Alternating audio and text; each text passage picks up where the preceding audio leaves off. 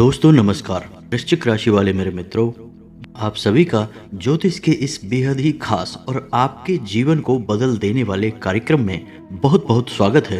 हृदय से अभिनंदन है। दोस्तों, अगर आपको अपनी जिंदगी से जरा भी प्रेम है तो इस वीडियो को आप पूरा अवश्य देखना, क्योंकि यह वीडियो एक वीडियो से कहीं अधिक एक बड़ी चेतावनी है। आपके जीवन काल में कुछ ऐसा घटित हो रहा है, कुछ ऐसी विशेष घटना घट रही है जिसके बारे में आप पूरी तरह से अनजान हैं।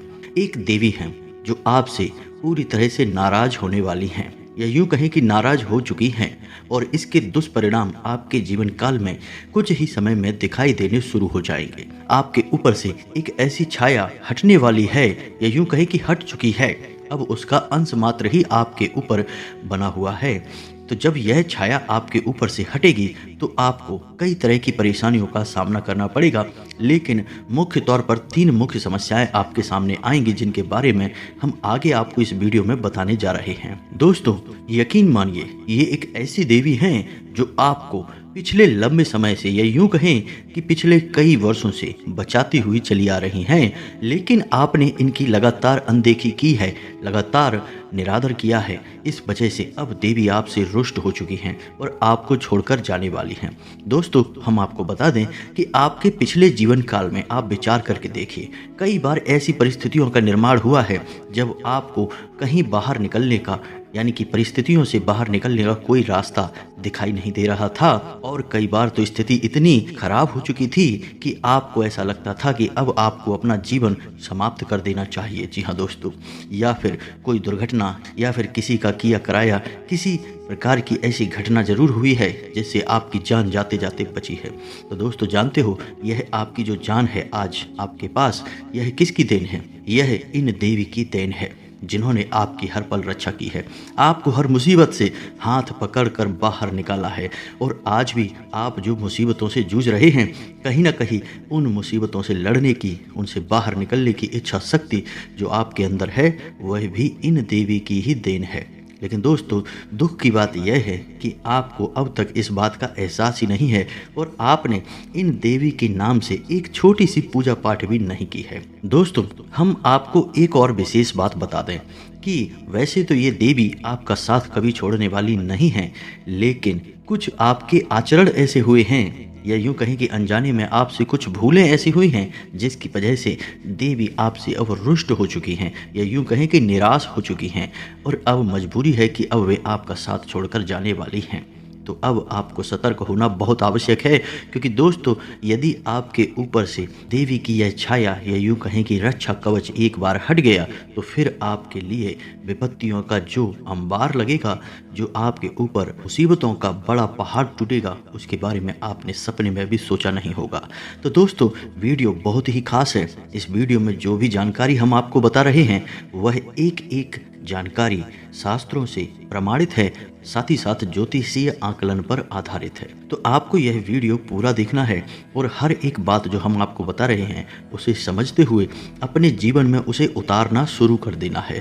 तभी आप इस महाविपत्ति से बच सकते हैं, अन्यथा कोई रास्ता नहीं है। फिर बाद में मत कहना कि आपके जीवन से परेशानियां हटती क्यों नहीं हैं।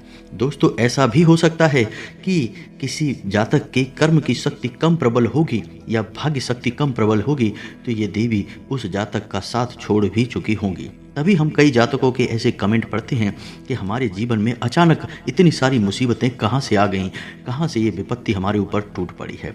तो इन सब बातों का आपको जवाब मिलेगा, बहुत ज़रूरी और बहुत ही आवश्यक जानकारी, जो आपकी जान बचा सकती है, आपके जीवन को स्वर्ग जैसा सुंदर बना सकती है।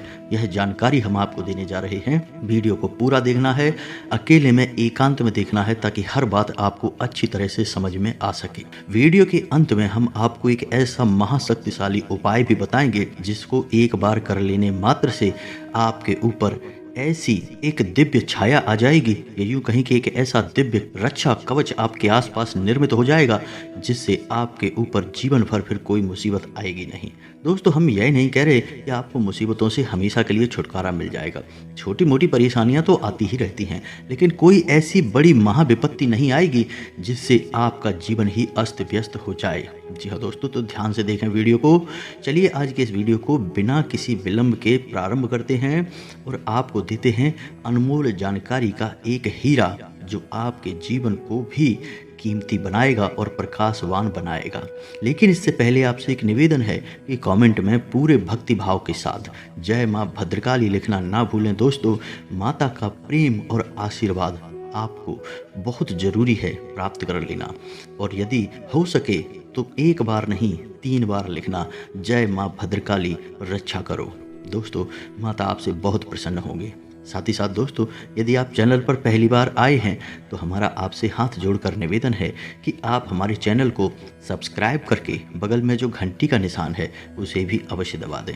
इससे हमारा मनोबल बढ़ेगा और आप हमारे परिवार के सदस्य भी बन जाएंगे। दोस्तों, आप माने या ना माने, लेकिन आप विचार करके देखिए, आपके जीवन में कई बार भयंकर से भयंकर परेशानियां आई हैं, पीड़ाएं आई हैं, लेकिन इन परेशानियों से बाहर निकलने का मार्ग और पीड़ा से मुक्त कराने का रास्ता भी इस देवी ने आपको दिखाया है।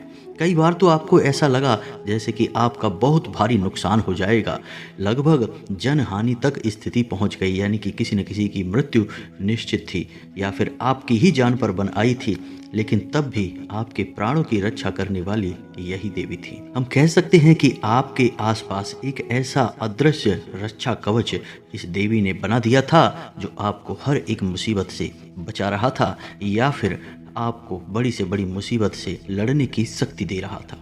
हालांकि आपके जीवन में आज के समय में भी परेशानियां समाप्त नहीं हुई हैं। आपकी परेशानी, कष्ट लगातार बने हुए हैं, लेकिन इन सब परेशानियों के पीछे कहीं ना कहीं आपका खुद का भी हाथ है। जी हाँ दोस्तों, हम आपको बता दें, बड़ी ही दुख की बात है यह है कि आप कुछ जरूरी मूलभूत बातों पर बिल्कुल भी ध्यान नहीं देते हैं। जी हाँ दोस्तों, जो कि आपको गलती से भी भूलना नहीं चाहिए, उन बातों पर आप ध्यान नहीं देते हैं। और कभी कभी तो आपको यदि कोई ज्ञान की बात बताए भी तो आप उसका मजाक ही उड़ाने लगते हैं। आप बड़ी से बड़ी और भारी से भारी बातों को भी कभी कभी इतना हल्के में ले लेते हैं कि आपको एक सुंदर मौका प्राप्त हो भी तब भी आप उसका लाभ नहीं ले पाते, यानी कि ज्ञान के माध्यम से जीवन को बदलने का मौका आप उसे हंसते हंसते गवा देते हैं। फिर आप मुसीबतों में उलझे रहते हैं, फंसे रहते हैं, और आपकी अनजाने में की जाने वाली इन्हीं गलतियों की कीमत आज तक आप चुका रहे हैं। जी हाँ दोस्तों, आप लगातार परेशान रहते हैं, आपके मन में लगातार बेचैनी रहती है, भविष्य को लेकर एक अनजाना सा भय, डर आपको बना ही रहता है। आप चेहरे से मुस्कुराते रहते हैं, लेकिन अंदर ही अंदर आपका मन भयभीत रहता है। कभी कभी आप दुखी होते हैं, आपका मन बहुत ज़्यादा रो रहा होता है, दुखी होता है, लेकिन आप फिर भी चेहरे पर एक नकली मुस्कुराहट लेकर घूमते रहते हैं। ऐसा नहीं है दोस्तों कि आप मेहनत नहीं करते हैं, आप बहुत मेहनत करते हैं, कर्म की शक्ति आपकी बहुत प्रबल है, फिर भी आपको सफलता प्राप्त नहीं हो पाती है, मन वांछित फल आपको प्राप्त नहीं हो पाते हैं। स्थिति तो इतनी बुरी है कि आप जहां भी पैसा लगा दे वह पैसा या तो डूब जाता है या फिर फंस जाता है। कहने का मतलब कि वह आपके किसी काम का नहीं रहता है। जो भी आपसे पैसे ले लेता है वह वापस ही नहीं करता है, और वापस करता भी है तो तमाम बुराइयों के साथ, यानी कि आपका रिश्ता लगभग समाप्त ही हो जाता है। इन सब बातों को सोच सोचकर आप बहुत दुखी हो जाते हैं। कभी कभी तो आपको अकेले में बैठकर रोना भी आता है। आपको लगता है कि आपकी कौन सी ऐसी गलती है, आपको किस बात की सज़ा मिल रही है, कहीं आपका भाग्य ही तो खराब नहीं है, या फिर कभी कभी आपको विधि के विधान पर, यानी कि भगवान पर भी शक होने लगता है कि आपने सच्चे मन से पूजा पाठ की तब भी आपको कोई फल प्राप्त नहीं हो पाया। शायद भगवान के नियम में ही कोई कमी होगी, तभी आपके साथ न्याय नहीं हो पा रहा है। लेकिन दोस्तों, हम आपको बता दें कि भगवान किसी के भी साथ अन्याय नहीं करते हैं, हमेशा सबके साथ न्याय ही करते हैं। लेकिन एक बात आप समझिए कि कोई आपके दरवाजे पर आया और आपने दरवाज़ा खोला ही नहीं तो वह अंदर कैसे आएगा, और जब वह आपके घर के अंदर नहीं आ पाएगा तो वह आपके लिए कार्य कैसे करेगा। तो ऐसे ही भगवान की कृपा भी है दोस्तों, कि भगवान की कृपा आपके पास आती तो है, लेकिन कोई ना कोई बाधा है जिसे आपने हटाया नहीं है और इसी बाधा के चलते वह कृपा आप तक पहुंच नहीं पाती है। फिर आपको लगता है कि क्यों आपको भगवान की कृपा और आशीर्वाद नहीं मिल रहा है, आपकी क्या गलती है।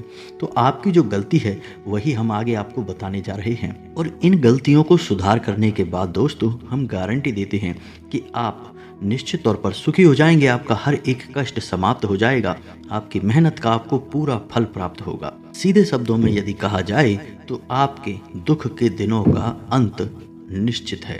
तो सबसे पहले जब हम आपको इन देवी के बारे में जानकारी दें और इन्हें कैसे आप खुश कर सकते हैं, प्रसन्न कर सकते हैं और इनकी कृपा और भक्ति आप प्राप्त कर सकते हैं, इस विषय में जानकारी दें, उससे पहले हम आपको आपकी ही उन कमियों के बारे में बता देना चाहते हैं जिन कमियों की वजह से ये देवी आपसे नाराज हुई हैं। तो ध्यान से सुनिए दोस्तों, आपके स्वभाव में या यूं कहें कि आपके जीवन की सबसे बड़ी कमी आपकी यही है कि आप गुस्सा बहुत करते हैं और अक्सर आपका क्रोध गलत जगह पर हो जाता है।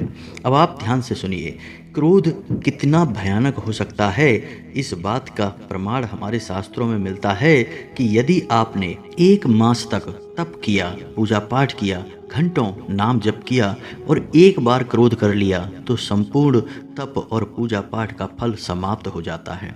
यानी कि क्रोध कितना भयानक हो सकता है। क्रोध आते ही आप विचार शून्य हो जाते हैं और आपके मुख से कुछ ऐसी बातें निकल जाती हैं जिन्हें आपको भूले से भी नहीं कहना चाहिए था। यानी वे पूर्ण रूप से नकारात्मक बातें होती हैं और आप उन बातों से अपनों को ही चोटिल कर देते हैं, जख्मी कर देते हैं। हालांकि जब आपको क्रोध आता है और आप कुछ गलत हरकतें कर जाते हैं, बातें कह जाते हैं, फिर जब आपका क्रोध शांत होता है तो आपको मन में पछतावा भी बहुत होता है। फिर आप अपनी गलती सुधारने की कोशिश भी करते हैं। लेकिन दोस्तों, कुछ गलतियां ऐसी होती हैं जिनको सुधारा नहीं जा सकता है और क्रोध एक ऐसी ही गलती है। तो आपको भूले से भी क्रोध नहीं करना है। किसी भी प्रकार से कैसे भी करके आपको क्रोध से लड़ने का तरीका ढूंढना ही होगा। दोस्तों, आपकी राशि के जातकों का यह बहुत बड़ा दोष है। आप चिड़चिड़े स्वभाव के हो जाते हैं। वैसे तो सामान्य तौर पर आप बहुत अच्छे स्वभाव के इंसान हैं, लेकिन कभी कभी अचानक से आपका स्वभाव बदल जाता है और आप एकदम से क्रोधी या चिड़चिड़े स्वभाव के इंसान बन जाते हैं। आश्चर्य की बात तो दोस्तों यह है कि आपके अपने ही कभी कभी आपके इस स्वभाव से चौंक जाते हैं, आश्चर्य में पड़ जाते हैं, क्योंकि आपका स्वभाव परिवर्तन होता ही इतनी जल्दी है। अब आपने गलत इंसान पर क्रोध कर दिया तो इससे एक नकारात्मक माहौल उत्पन्न होता है और यह नकारात्मक माहौल ऐसी नकारात्मक ऊर्जा को उत्पन्न करता है जो आपको लंबे समय तक प्रभावित करती है। यानी कि आपके द्वारा किए गए किसी भी पुण्य कर्म को आप तक पहुंचने नहीं देती है। जी हाँ दोस्तों, यह एक रुकावट का कार्य करती है। जब आपने पूजा पाठ की, भक्ति की, ईश्वर की आराधना की और आपको फल मिलने का इसमें जब अवसर आया तो आपने क्रोध करके उस फल के अवसर को अपने पास आने से रोक दिया। दोस्तों, आप हमारे कहने से केवल 7 दिनों का एक प्रयोग करिए और 7 दिनों तक आप मन में यह संकल्प करिए कि आप गलती से भी, भूले से भी क्रोध किसी के ऊपर नहीं करेंगे। यदि आपको क्रोध मन में आता भी है, क्योंकि क्रोध के आने पर किसी का नियंत्रण नहीं है, तो क्रोध यदि आपको मन में आता भी है तो उस समय आप किसी से एक भी शब्द बात नहीं करेंगे, चुप हो जाएंगे और हो सके तो मन में ईश्वर का ध्यान करने लगेंगे, अपने आराध्य को याद करने लगेंगे। और जब आपका क्रोध हल्का हो जाए, शांत हो जाए, तभी आप किसी से बात करेंगे। यानी किसी को जाहिर नहीं होने देंगे कि आपको क्रोध आया है। जब आपका क्रोध चला जाएगा तभी आप लोगों के साथ व्यवहार करेंगे, बातचीत करेंगे। 7 दिनों तक बस आप इस प्रयोग को करके देखिए और आप देखेंगे कि आपके जीवन में कितने सकारात्मक बदलाव आए हैं। बहुत सारे ऐसे परिवर्तन आपको दिखाई देंगे जो स्पष्ट होंगे और आपको साफ साफ समझ में आएंगे। केवल 7 दिनों का यह प्रयोग आप करके देखिए दोस्तों। दूसरा, आपकी कमी दोस्तों, यह बहुत बड़ी कमी है, इसे ध्यान से सुनिए। वैसे तो आप धार्मिक प्रवृत्ति के इंसान हैं, आपको ईश्वर पर और पूजा पाठ पर, धर्म पर, सब पर अच्छा विश्वास है, आप सबकी मन में इज्जत करते हैं। लेकिन आप यकीन मानिए कि जब कभी कोई इंसान आपको कोई ज्ञान की बात बताता है जिससे आपके जीवन में कोई बड़ा परिवर्तन आ सकता है, तो आप उसे अंधविश्वास समझकर टाल देते हैं, उस पर ध्यान नहीं देते हैं और उसकी बातों का कभी कभी मजाक भी उड़ा देते हैं। दोस्तों, यह अच्छी आदत नहीं है। अब आप खुद ही विचार करके देखिए कि जिसे आप जानते नहीं हैं, जरूरी नहीं कि वह इंसान या वह चीज़ इस संसार में हो भी ना।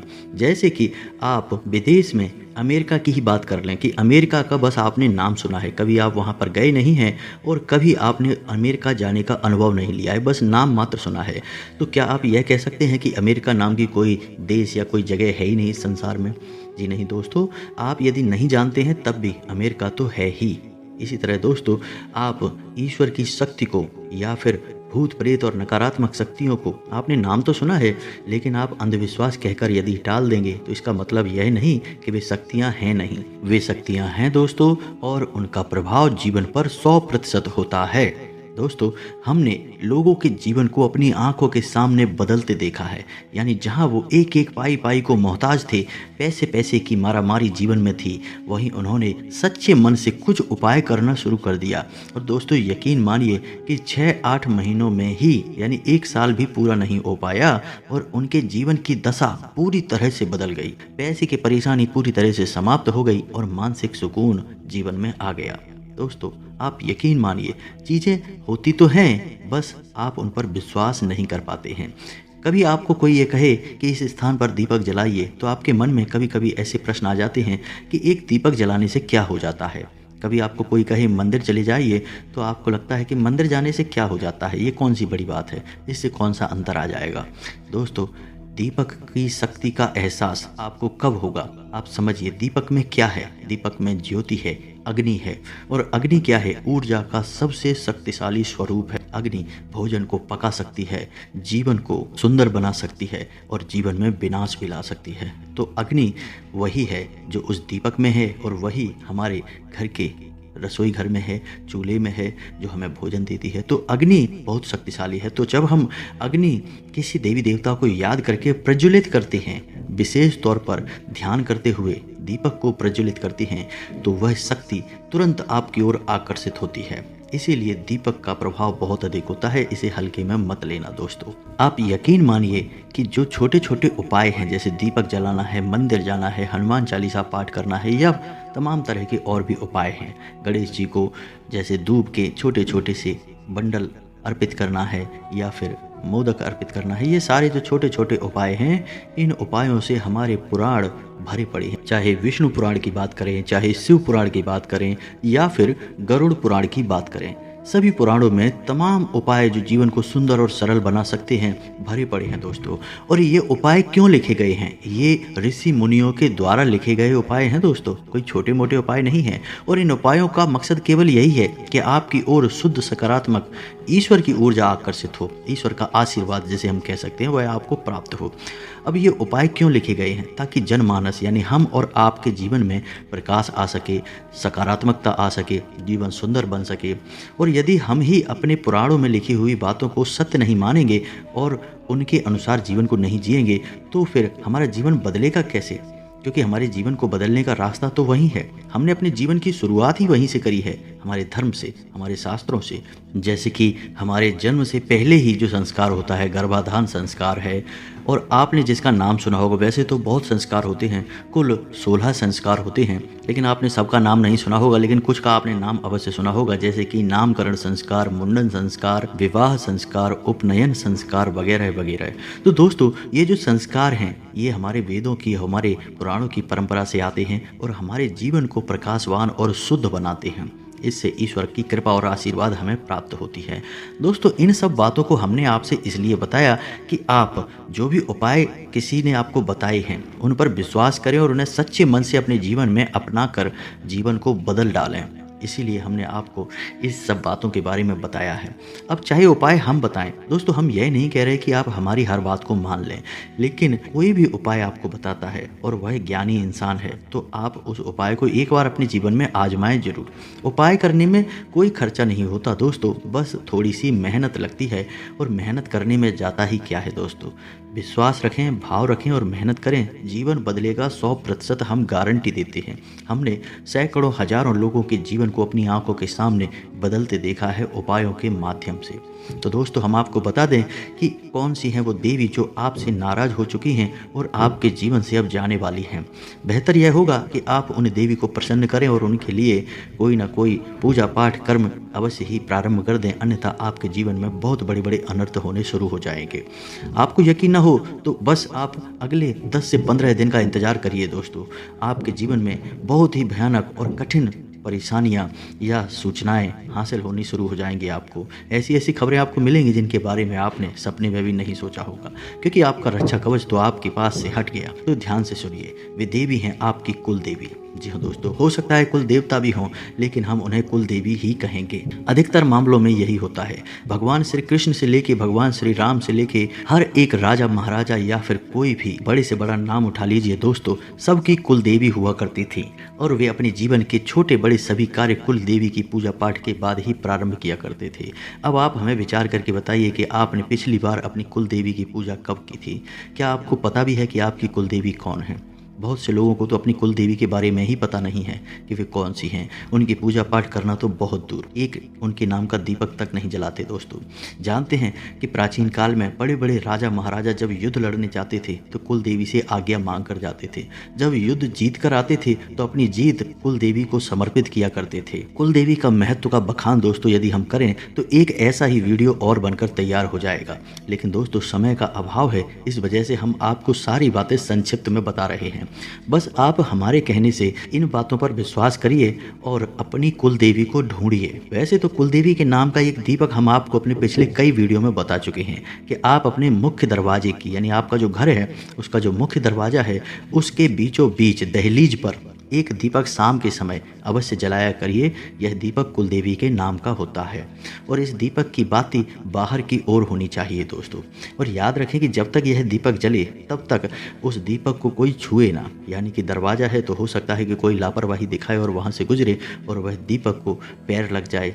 यह बहुत ही ज़्यादा अपमानजनक है दोस्तों और अनिष्टकारी होगा।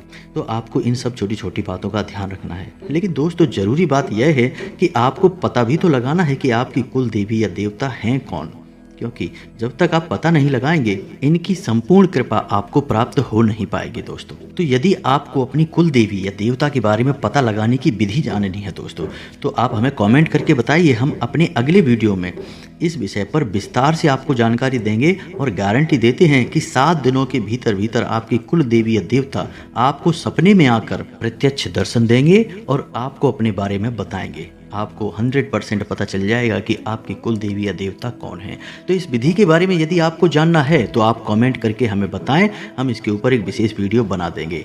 अभी समय का बहुत अभाव है तो अभी आपको हम बता दें कि आप कुल देवी या देवता के नाम का नित्य एक दीपक अपने घर के मुख्य दरवाजे पर अवश्य जलाएं, अन्यथा बहुत बड़ा अनर्थ होने वाला है दोस्तों।